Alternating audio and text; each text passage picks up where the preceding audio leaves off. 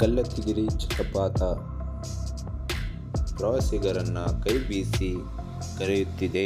ಚಿಕ್ಕಮಗಳೂರಿನ ಕಲ್ಲತ್ತಿಗಿರಿ ಜಲಪಾತವು ಕಲ್ಲತ್ತಿಗಿರಿ ಜಲಪಾತಕ್ಕೆ ಹೋಗುವ ಮಾರ್ಗದುದ್ದಕ್ಕೂ ರಮಣೀಯ ನೋಟ, ಕಣ್ಣಿಗೆ ರಸದೌತಣವನ್ನು ನೀಡುತ್ತದೆ. ಹಚ್ಚ ಹಸಿರಿನ ಪ್ರಕೃತಿಯ ಸೊಬಗು ನೋಡುಗರನ್ನ ಮೂಕ ವಿಸ್ಮಿತರನ್ನಾಗಿಸುತ್ತದೆ. ಚಿಕ್ಕಮಗಳೂರು ಜಿಲ್ಲೆಯ ತರೀಕೆರೆ ತಾಲೂಕಿನ ಕಲ್ಲತ್ತಿಗಿರಿ ಜಲಪಾತ ಈಗ ಪ್ರಕೃತಿಯ ಮಾನಸ ಪುತ್ರಿಯಂತಾಗಿದೆ. ಗುಡ್ಡದ ತುದಿಯಿಂದ ಹರಿಯುವ ಈ ಹಾಲ್ನೊರೆಯ ಜಲಪಾತವೇ ಕಲ್ಲತ್ತಿಗಿರಿ. ಕಲ್ಲತ್ತಿಗಿರಿ ಜಲಪಾತವು 24 ಕಿಲೋಮೀಟರ್ ದೂರದಲ್ಲಿರುವ ತರೀಕೆರೆಯಿಂದ ಪ್ರಾರಂಭವಾಗುತ್ತದೆ. ಇದು 2 ಹಾದಿಗಳನ್ನು ಹೊಂದಿದೆ. ಒಂದು ಜಾಡು ನೇರವಾಗಿ ಜಲಪಾತಕ್ಕೆ ತೆರೆದುಕೊಳ್ಳುತ್ತದೆ ಮತ್ತು ಇನ್ನೊಂದು ಜಾಡು ಕಾಫಿ ತೋಟಗಳ ಮೂಲಕ ಹೋಗುತ್ತದೆ. ನೀವು ನಂತರದ ಮಾರ್ಗವನ್ನು ಅನುಸರಿಸಿದರೆ ದಾರಿಯಲ್ಲಿ ನಿಮ್ಮೊಂದಿಗೆ ಬರುವ ಮಾರ್ಗದರ್ಶಿ ನಿಮಗೆ ಅಗತ್ಯವಿರುತ್ತದೆ. ಕಲ್ಲತ್ತಿಗಿರಿ ಜಲಪಾತ ಟ್ರೆಕ್ಕಿಂಗ್ ಜಾಡು ಚಳಿಗಾಲ ಮತ್ತು ಮಾನ್ಸೂನ್ ತಿಂಗಳುಗಳಲ್ಲಿ ವಿಶೇಷವಾಗಿ ಸಾಹಸಮಯವಾಗಿರುತ್ತದೆ.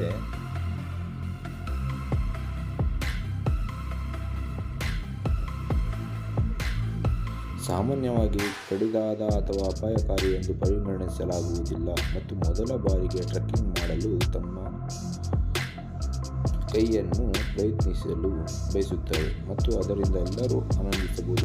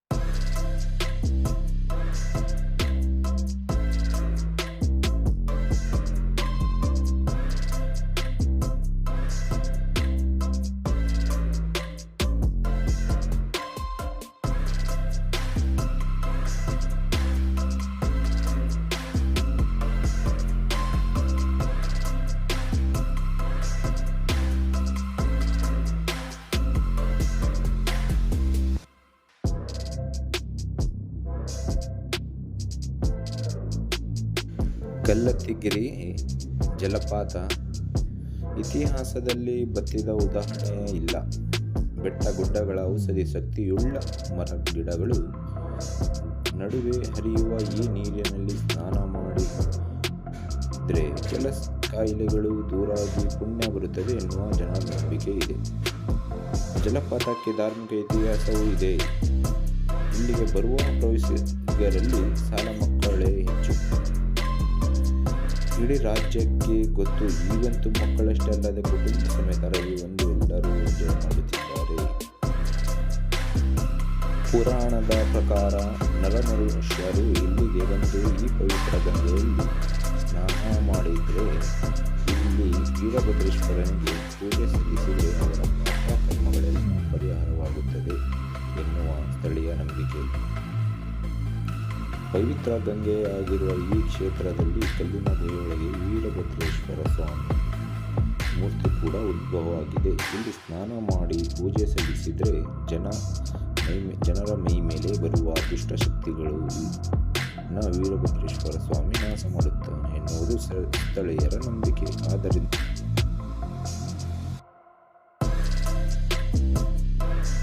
ಆದ್ದರಿಂದ ಪ್ರತಿದಿನ 10 ಜನ ಈ ಕ್ಷೇತ್ರಕ್ಕೆ ದೇವರುಗಳನ್ನು ಕರೆತಂದು ಪೂಜಾ ಕೈಕಾರ್ಯಗೊಳ್ಳುತ್ತಾರೆ. ಪೂಜೆಯ ಬಳಿಕ ಇಲ್ಲಿನ ಬೆಟ್ಟ ಗುಡ್ಡಗಳ ಪ್ರಕೃತಿ ಸೌಂದರ್ಯ ಕಂಡು ಪುಳಕಿತರಾಗುತ್ತಾರೆ. ಹಾಗೆಯೇ ಶತಮಾನಗಳಿಂದ ಹೀಗೆ ನಿರಂತರವಾಗಿ ಹರಿಯುತ್ತಿರುವ ಈ ಜಲಪಾತದ ಬಳಿ ದತ್ತಾತ್ರೇಯ, ಈಶ್ವರ, ಪಾರ್ವತಿ, ಗಣಪತಿ, ಬೇಲೂರು ಚೆನ್ನಕೇಶವ ಹಾಗೂ ಉದ್ಭವ ಮೂರ್ತಿಗಳಿವೆ.